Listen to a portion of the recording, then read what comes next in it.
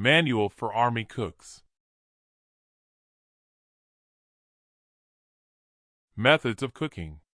The ordinary methods of cooking are as follows: roasting, baking, boiling, simmering, stewing, broiling, frying, and sautéing. Roasting is that process by which a substance is cooked by the direct heat of a fire, without interposition of utensils, and generally in the open air. This method is seldom used at present, baking being substituted for it.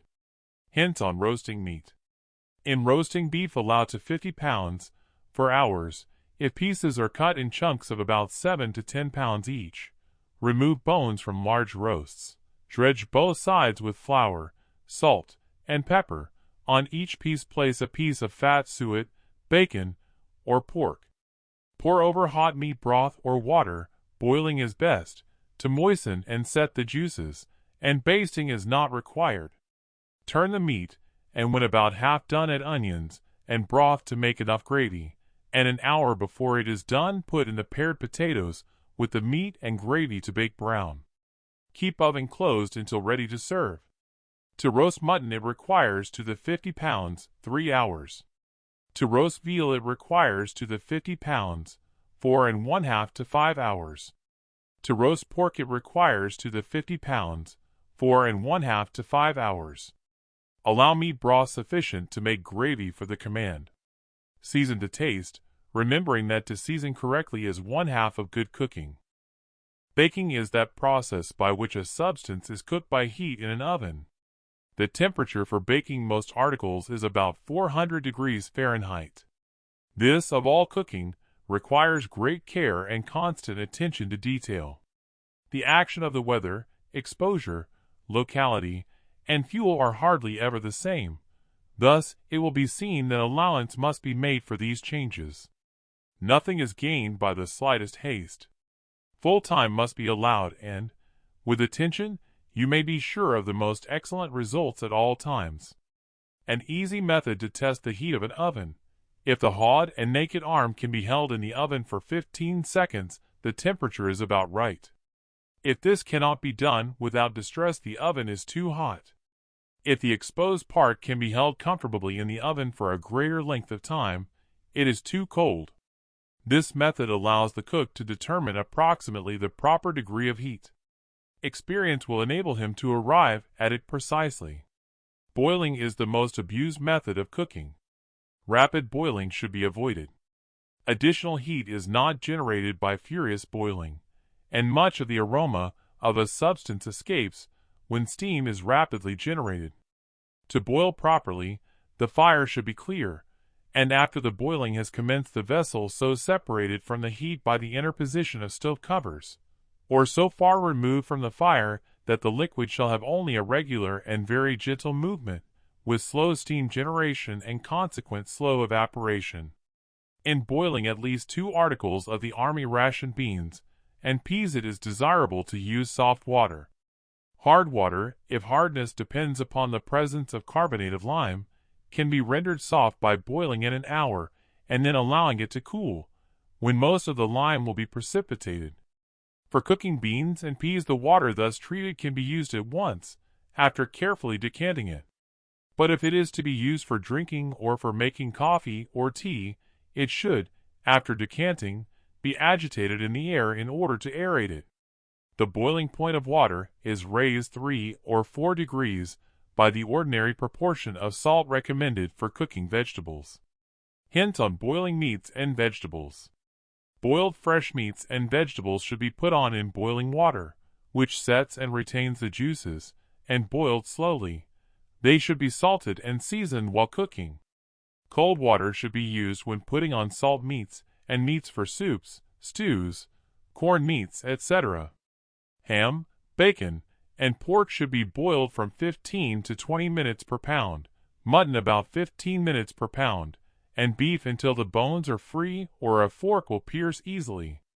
Meat, except hams, before boiling, should be cut into chunks of about 5 pounds each, all soup bones cracked, the more the better, and all scum arising while boiling carefully removed and burned. The broth, except from salt meats, should be kept for stews, gravies, soups, etc. Onions should be slowly boiled in 2 or 3 waters from 1 to 2 hours, seasoned to taste, and thickened before serving, being barely covered with liquid. Cabbage should be boiled, with pork or bacon, from 1/2 to 1 hour. Loss in cooking. During the operations of boiling, roasting, and baking fresh beef and mutton, when moderately fat, lose, on the average, about as follows: 4 pounds of beef lose, in boiling, 1 pound, in baking, 1 pound, 3 ounces, in roasting, 1 pound, 5 ounces. 4 pounds of mutton lose, in boiling, 14 ounces, in baking, 1 pound, 4 ounces, in roasting, 1 pound, 6 ounces. Time required in cooking. Many of the recipes indicate the time of cooking.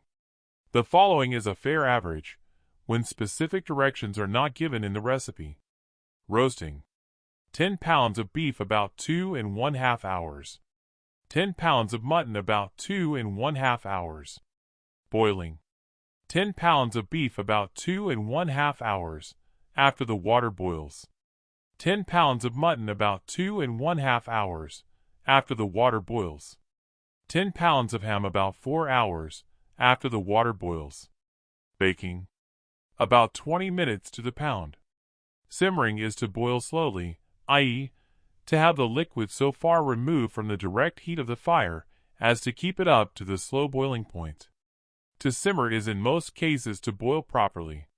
Stewing is that process by which the substance is placed in a small portion of fluid and cooked by simmering.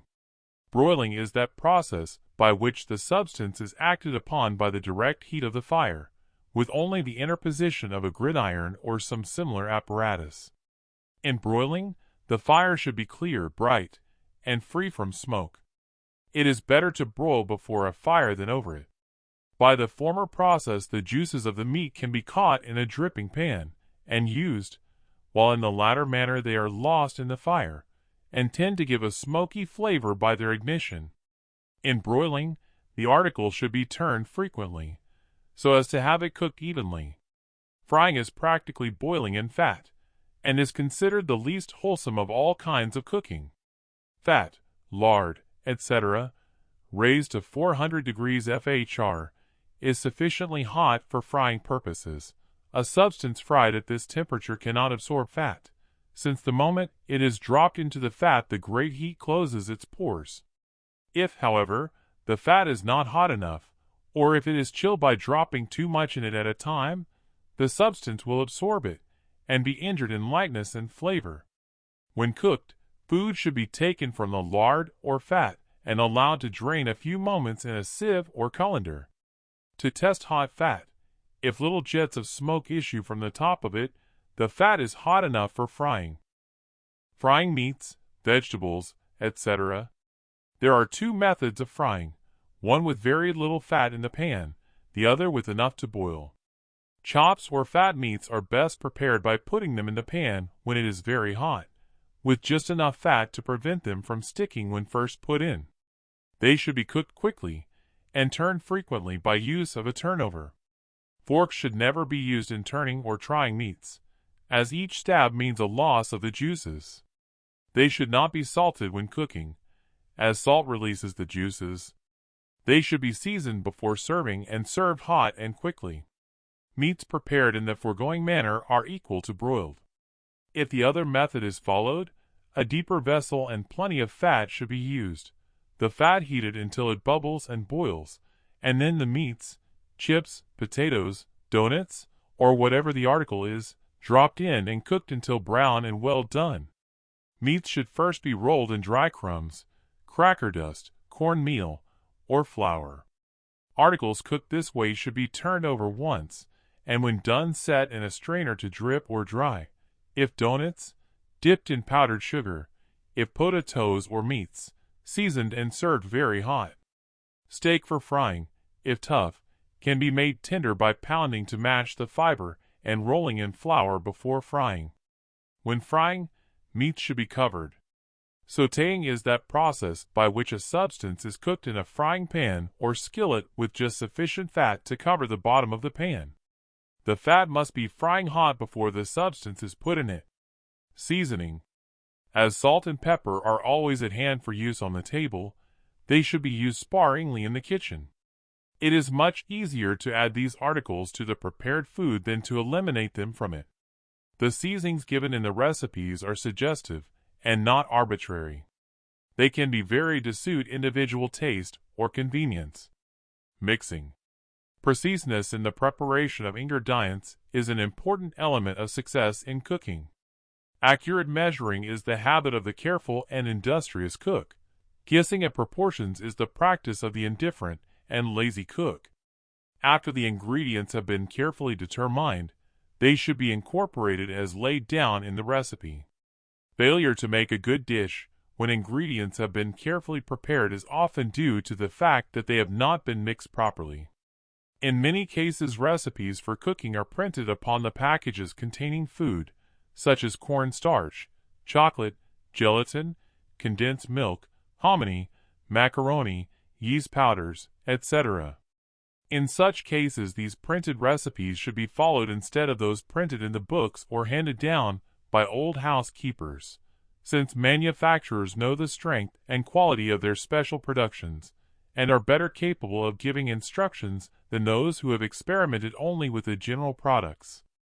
It often happens that failures in cooking occur from lack of attention to these printed recipes, and by misapprehension as to the strength and character of the substances used.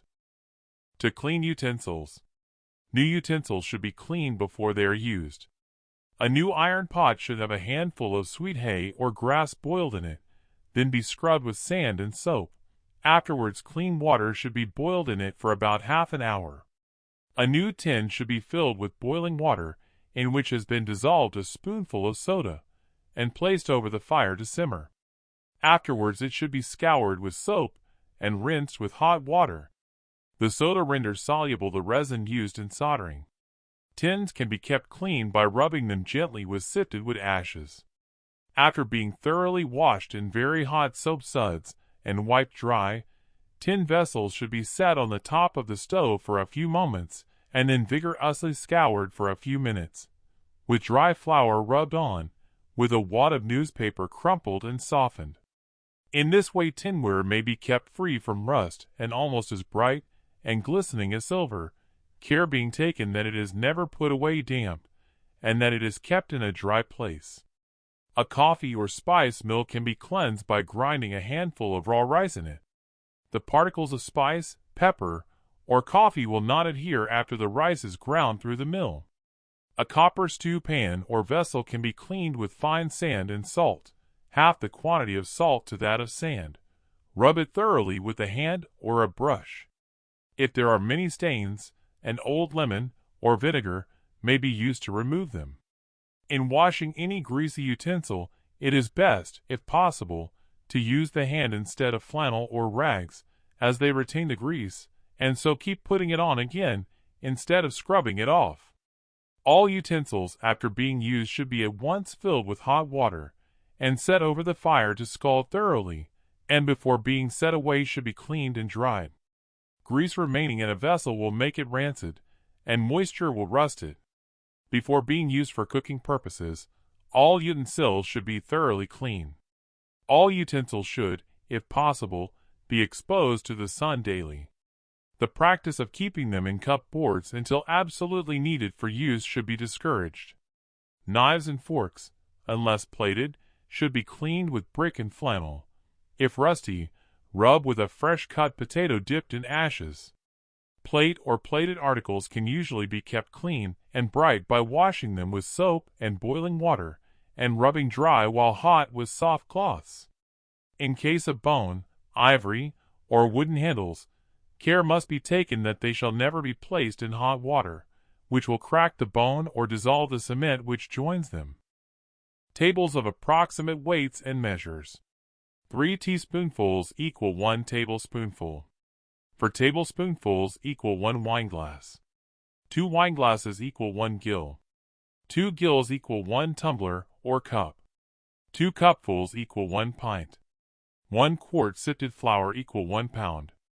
1 quart powdered sugar equal 1 pound 7 ounces. 1 quart granulated sugar equal 1 pound 9 ounces. 1 pint closely packed butter equal 1 pound. 3 cupfuls sugar equal 1 pound. 5 cupfuls sifted flour equal 1 pound. 1 tablespoonful salt equal 1 ounce. 7 tablespoonfuls granulated sugar equal 1/2 pint. 12 tablespoonfuls flour equal 1 pint. 3 coffee cupfuls equal 1 quart. 10 eggs equal 1 pound. A tablespoonful is frequently mentioned in a recipe, and it is generally understood as a measure or bulk equal to that which would be produced by 1/2 ounce of water. That's for the next chapter. Please do not forget to subscribe.